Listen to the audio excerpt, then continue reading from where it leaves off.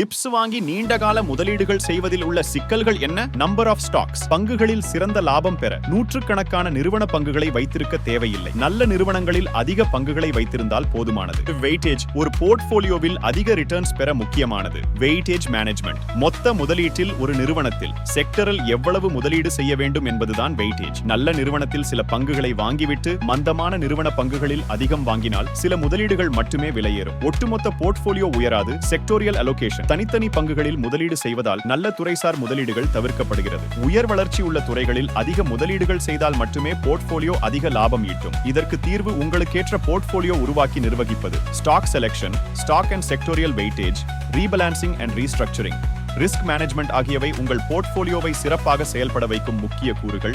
மேலும் விவரங்களுக்கு எங்களது செபி பதிவு பெற்ற முதலீட்டு ஆலோசகரிடம் ஆலோசனை பெறுங்கள். பங்குச்சந்தை முதலீடுகள் சந்தை அபாயத்துக்கு உட்பட்டவை. முதலீடு செய்யும் முன் முதலீட்டு ஆவணங்களை சரிபார்த்துக் கொண்டு முதலீடு செய்யவும்.